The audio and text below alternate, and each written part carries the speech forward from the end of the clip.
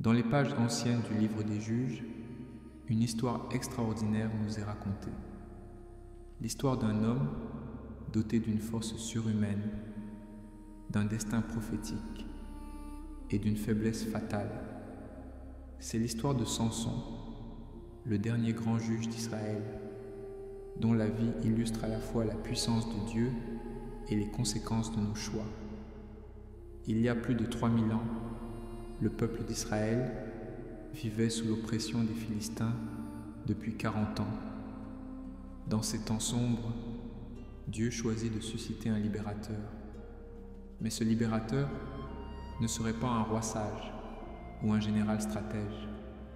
Ce serait un homme de force brute, de passion intense et de contradictions profondes. Bienvenue dans l'histoire épique de Samson. Dans la tribu de Dan, vivait un homme nommé Manoach et sa femme qui était stérile.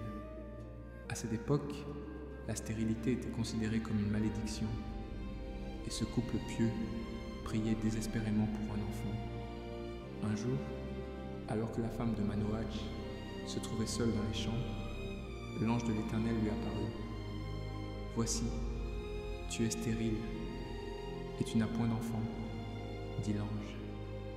Mais tu deviendras enceinte et tu enfanteras un fils. » L'ange continua avec des instructions strictes. Ne bois ni vin ni boisson forte et ne mange rien d'impur, car l'enfant sera naziréen dès sa naissance jusqu'au jour de sa mort. Qu'est-ce qu'un naziréen? C'est une personne consacrée à Dieu par un vœu spécial, soumise à 3 interdictions strictes. Première règle: ne jamais boire de vin ni de boisson fermentée. Deuxième règle: ne jamais se couper les cheveux. Les cheveux longs symbolisaient leur consécration à Dieu. Troisième règle: ne jamais toucher un cadavre, même celui d'un parent proche. Mais l'ange ajouta une prophétie remarquable. C'est lui qui commencera à délivrer Israël de la main des Philistins. La femme donna effectivement naissance à un fils et ils l'appelèrent Samson. L'enfant grandit et l'Éternel le bénit. Dès son plus jeune âge, l'Esprit de Dieu commença à l'animer. Mais la prophétie avait dit qu'il commencerait à délivrer Israël, pas qu'il achèverait la délivrance. Cette nuance allait définir toute sa vie tragique. Devenu jeune homme, Samson descendit à Timna, une ville philistine. Là, il vit une jeune femme philistine qui lui plut. Malgré les protestations de ses parents qui voulaient qu'il épouse une femme israélite, Samson insista. Sur le chemin de Timna, un jeune lion rugissant se jeta sur lui. À ce moment précis, l'Esprit de l'Éternel saisit Samson avec puissance. Sans aucune arme, Samson déchira le lion comme on déchire un chevreau. Ses mains nues arrachèrent la gueule du fauve. Puis, comme si de rien n'était, il continua son chemin sans dire à personne ce qui s'était passé. C'était la première manifestation publique de sa force surnaturelle, mais c'était aussi le début de ses problèmes avec les Philistins. Lors du festin de mariage, Samson proposa une énigme aux 30 compagnons philistins. De celui qui mange est sorti ce qui se mange, et du fort est sorti le doux. L'énigme faisait référence au lion mort, dans lequel des abeilles avaient fait leur miel. Samson offrit 30 vêtements de fête à celui qui résoudrait l'énigme en 7 jours. Incapable de trouver la réponse, les Philistins menacèrent la femme de Samson. Terrifiée, elle pleura pendant 7 jours, jusqu'à ce que Samson lui révèle la solution. Elle s'empressa de la dire aux Philistins. Quoi de plus doux que le miel, et quoi de plus fort que le lion? Répondirent-ils triomphalement. Furieux de cette trahison, Samson répondit. Si vous n'aviez pas labouré avec ma génisse, vous n'auriez pas découvert mon énigme. L'Esprit de l'Éternel le saisit à nouveau. Samson descendit à Ascalon, tua 30 hommes philistins, prit leurs vêtements et les donna à ceux qui avaient expliqué l'énigme. Enflammé de colère, il remonta chez son père. Pendant son absence, le père de sa femme la donna à un autre homme. Quand Samson revint et découvrit cette trahison, sa vengeance fut terrible. Samson captura 300 renards. Il les attacha queue à queue par paire, fixa des torches entre leurs queues et les lâcha dans les champs de blé des Philistins. Les flammes dévorèrent non seulement les moissons, mais aussi les vignes et les oliviers. La destruction économique fut catastrophique. Les Philistins, furieux, brûlèrent la femme de Samson et son père. Samson jura de se venger encore. Il les battit violemment, les frappant dos et ventre, puis se retira dans une caverne du rocher d'Étam. La guerre entre Samson et les Philistins venait de commencer pour de bon. 3000 hommes de Juda vinrent trouver Samson. « Ne sais-tu pas que les Philistins dominent sur nous ?» lui dirent-ils. « Que nous as-tu fait ?» Remarquez l'ironie tragique. Au lieu de voir Samson comme leur libérateur, les Israélites le considéraient comme un fauteur de troubles. Ils étaient tellement habitués à l'oppression qu'ils préféraient la servitude à la liberté. Samson accepta d'être lié et livré aux Philistins, à condition que les hommes de Juda ne le tuent pas eux-mêmes. Mais quand il arriva au camp philistin, l'Esprit de l'Éternel le saisit avec puissance. Les cordes neuves qui liaient ses bras devinrent comme du lin brûlé. Elles tombèrent de ses mains. Samson trouva une mâchoire d'âne fraîche. Avec cette arme, improbable, il frappa 1000 Philistins. Après ce massacre, il chanta. Avec une mâchoire d'âne, un monceau, 2 monceaux. Avec une mâchoire d'âne, j'ai tué 1000 hommes. Un jour, Samson alla à Gaza, ville importante des Philistins. Il y entra chez une prostituée, révélant ainsi sa faiblesse pour les femmes. Les habitants de Gaza, apprenant sa présence, fermèrent les portes de la ville et tendirent une embuscade. « Nous le tuerons au lever du jour », se dirent-ils. Mais à minuit, Samson se leva. Dans un acte de force et d'audace incroyable, il saisit les 2 battants de la porte de la ville avec les 2 poteaux, les arracha avec la barre, les chargea sur ses épaules et les porta au sommet de la montagne qui est en face d'Hébron. Imaginez le spectacle. Un homme transportant seul les portes massives d'une ville fortifiée sur plusieurs kilomètres jusqu'au sommet d'une montagne. C'était un défi ouvert à toute la nation philistine. Pendant 20 ans, Samson jugea Israël. Mais tout au long de cette période, un schéma troublant se répétait. L'Esprit de Dieu venait sur lui donnant une force incroyable. Il accomplissait des exploits extraordinaires contre les Philistins. Mais ensuite, il retournait à ses passions charnelles, s'impliquant avec des femmes philistines. Sa force était divine, mais son caractère était défaillant. Il pouvait vaincre 1000 ennemis avec une mâchoire d'âne, mais ne pouvait contrôler ses propres désirs. C'est cette contradiction qui mènerait à sa chute finale. Dans la vallée de Sorek, Samson tomba amoureux d'une femme nommée Dalila.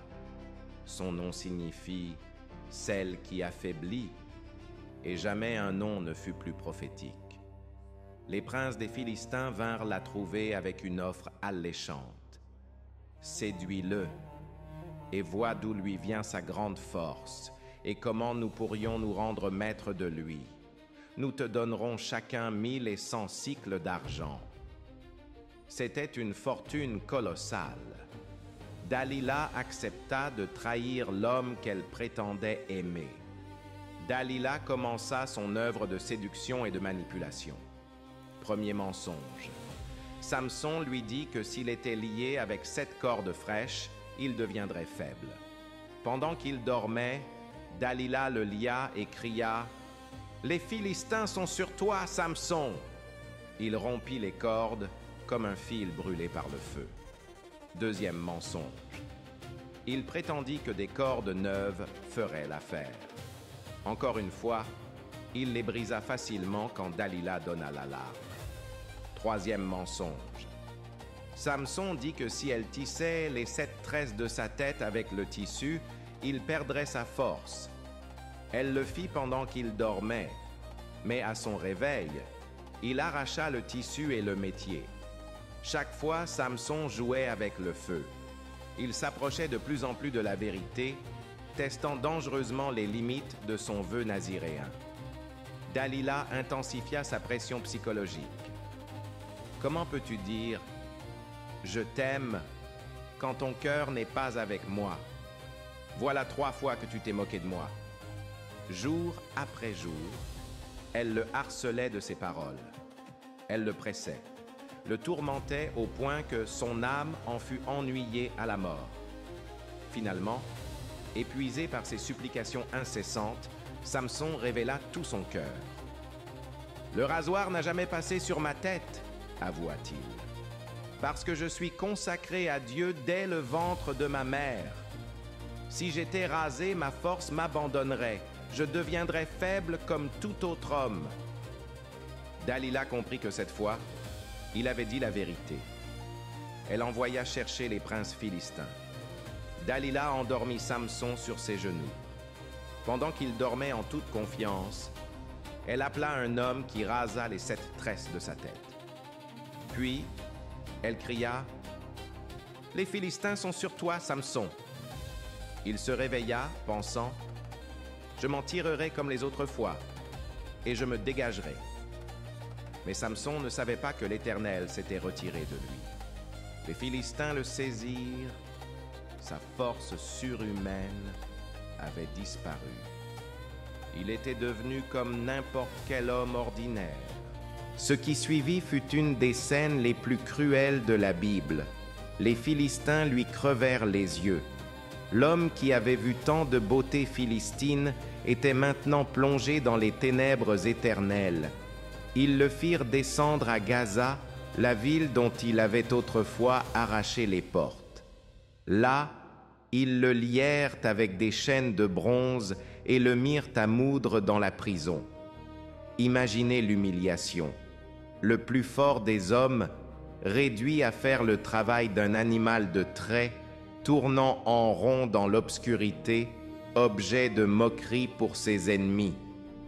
Mais un détail important est mentionné, les cheveux de sa tête commencèrent à repousser. Les princes des Philistins s'assemblèrent pour offrir un grand sacrifice à Dagon, leur dieu. Notre Dieu a livré entre nos mains Samson, notre ennemi, célébrait-il. 3000 personnes se rassemblèrent dans le temple et sur son toit. Dans leur ivresse et leur joie, ils firent appeler Samson pour se divertir à ses dépens. On fit sortir Samson de la prison. L'ancien juge d'Israël, maintenant aveugle et enchaîné, fut placé entre les colonnes du temple pour amuser ses ennemis. Les moqueries, les rires, les insultes pleuvaient. Celui qui avait été la terreur des Philistins n'était plus qu'un objet de divertissement.